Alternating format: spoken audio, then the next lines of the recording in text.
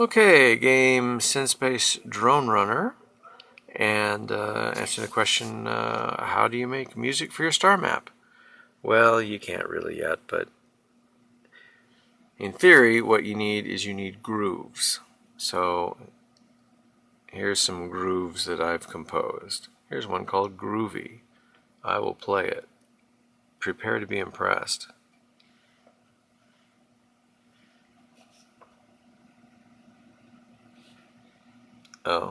Oh wait. Sorry. A little flaw there. Okay.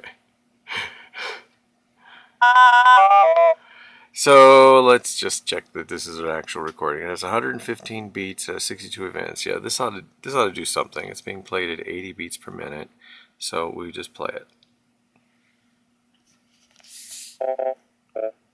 See, it started loop 1, loop number 1, then it started loop number 2.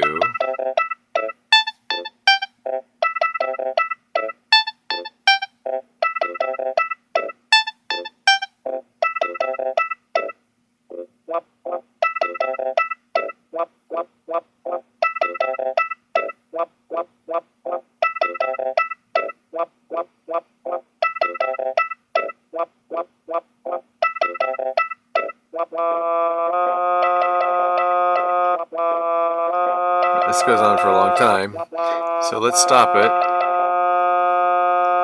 Whoops.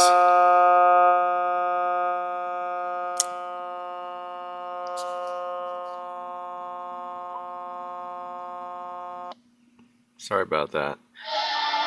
A little bug there that if I stop the song in the middle of a note, sometimes the note keeps playing. I have to fix that. Anyway, so you need to make grooves, and then your script will call out the grooves you want to play, either just a playlist or in response to, like, if a ship crosses over into a particular zone, you might switch to a different groove. Or if a scripted NPC goes through several levels of, getting to be a bigger and worse boss, that you might want to change the groove at each transition. So what actually is a groove? A groove is an array of up to 16. Well, let's load one again.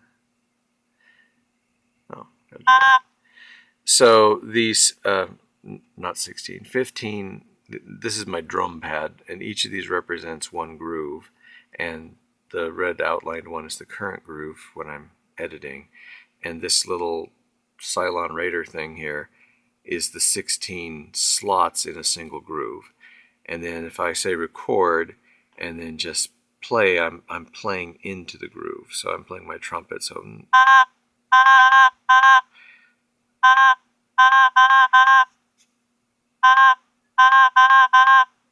you can see how that works. And then if I tap these, this is a really horrible instrument. That's not necessarily any better, but let's change it. Actually, let's erase that groove. Okay, and then we'll try it again with the steel drum.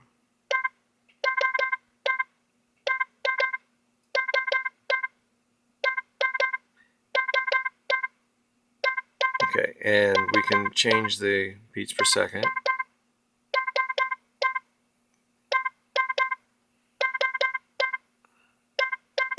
Okay, and I can pick a different groove, groove 2, and it's empty, and I can just play different notes into it.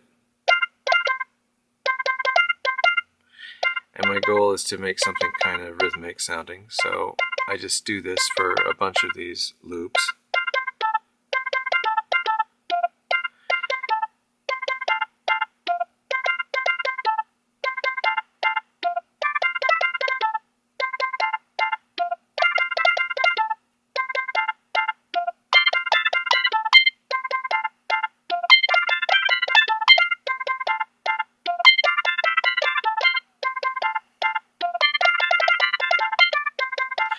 Okay, so now they're all playing at the same time, which is probably not what you want. So what you do is you tap them, and eventually they turn yellow. And a yellow one is not playing. It's been recorded, but it's not playing. And I can go out of record mode here also. So anyway, so now if I click on any one of these, I can see them. I can edit them. If I do a long press, I can empty the slot. I can play a different number and different thing into them. There's a single step mode. If you pause and then hit play, it'll just move one step at a time. Anyway, but I've described these 10 grooves, and so now I can record these 10 loops, rather. I can record a groove by, again, picking beats per second, and the loops will be reinterpreted at whatever beats per minute you've got selected. So I'm going to record a groove. And so I can start these loops.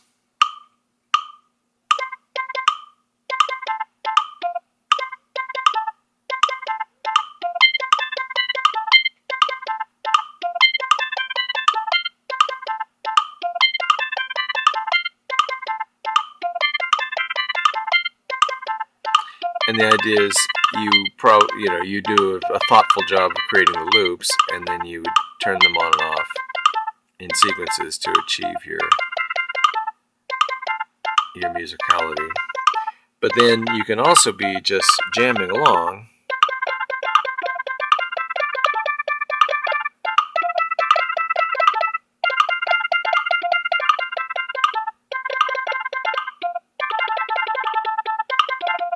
You probably want to use a different instrument.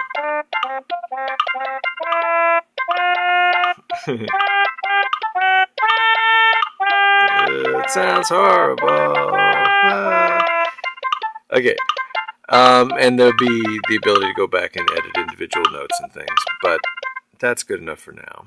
And the idea is I've now recorded a groove, and I guess have some data. It doesn't fit in the space. It uses a total of 10 loops. It uses 3 patches, 3 different instruments were used somewhere along the line. 139 events, and it lasted 1 minute and 7 seconds, or a total of 90 beats.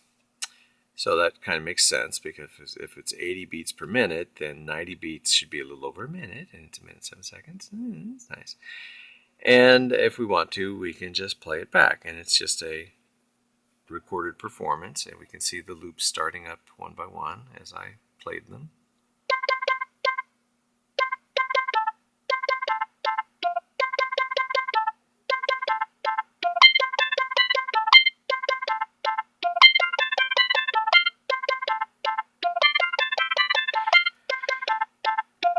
And if I let it go on long enough, you'd eventually hear me jamming along with it also.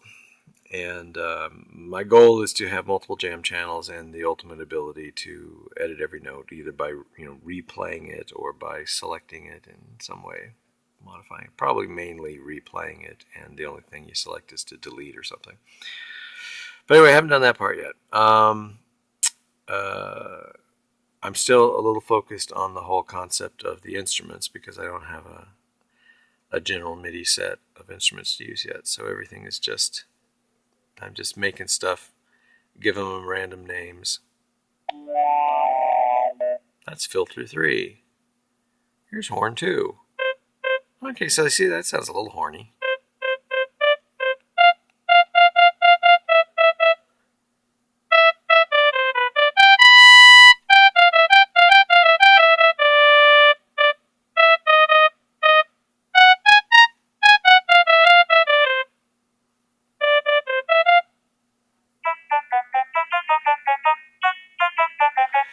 So the synthesizer is just 10 harmonic oscillators. So the fundamental frequency is, I don't know if you can read that, but 1x, 2x, 3x, 4x, 5x. So 5 times the fundamental. That's a 5th harmonic. And each of these is an attenuator, so you can see how many decibels of attenuation. So like there's only 6 there, and there's 21 there, and there's 27 there. And by varying that mix, you can vary the sound. If I tap one, it turns red, it mutes it.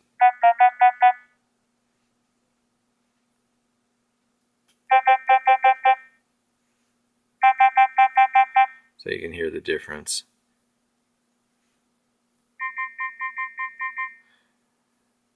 and also affects overall how loud the whole sound is by, the more pieces you're adding. This is an additive synthesizer. So the idea is that when you press a key, it uses these oscillators, but their contribution is modulated by this time varying envelope, this pulse here. That's the loudness contour of a single note on this instrument, this patch. And if I wanted it to last longer, I could do something like that. I can also go and say, well, the length of the contour is 400 milliseconds. I could say, well, no, let's make the length of the contour 1600 milliseconds. Now the same note takes 1.5 seconds.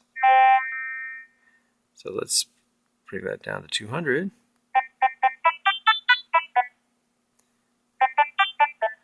And if we really shorten it now, we shall get a real click of a noise.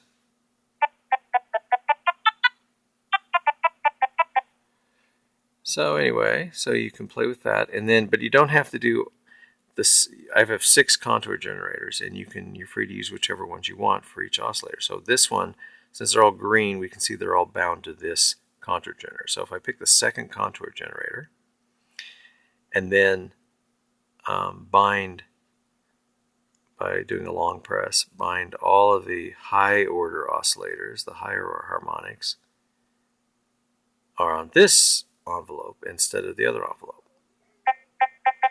And the idea is the first envelope, let's let it last a little longer. In fact, let's put that back to 300 or so. Okay, now that we go to the second contour generator again, this is the one for just the higher harmonics. And what we'll do is we'll have them come on fast, but then we'll have them die out really fast and be gone. So that makes kind of a rubber band kind of noise, as the high frequencies are there at the very beginning of the note.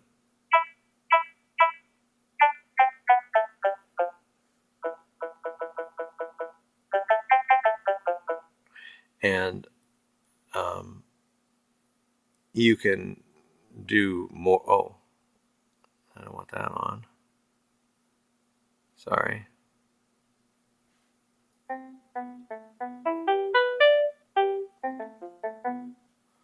So let's do that again.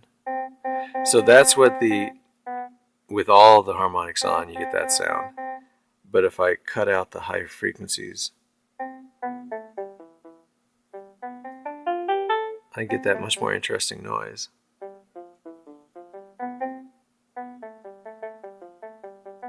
And then over here, this is a filter, so I can have a low-pass filter.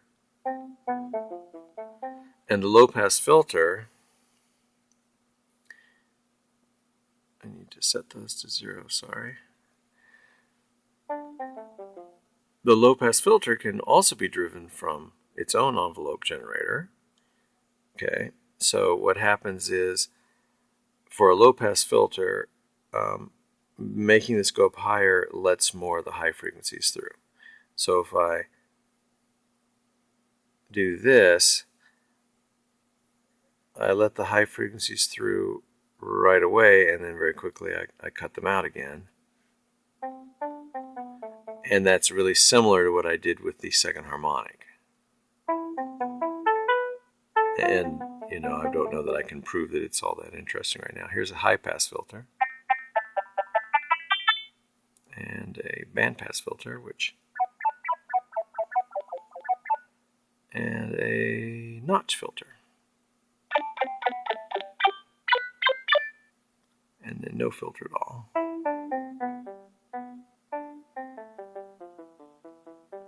Anyway, I've got amplitude and frequency modulation options and a bunch of other things, and eventually I will have my EMU module, and then I have to clean up things so that the text fits in the available space, or if there's no text to begin with, as is possible. And it's a really simple little music composition engine that, in theory, is only limited by your talent.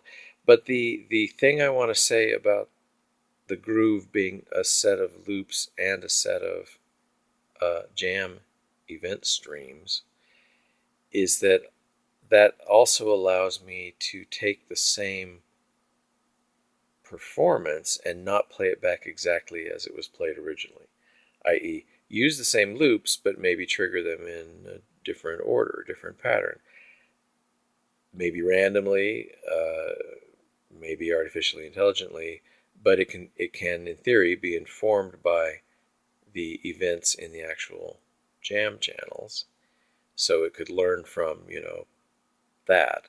And my thought was, so these are collectibles.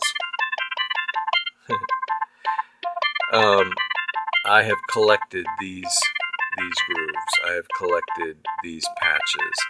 I either made them myself or I got them from somebody that I met in game. But if well, I don't want to get into that. My point is, I forget what my point was. I had some point. I'm sure I'll make another film at some point, and then I'll put my point in that at that point, and then everybody's point will be pointed.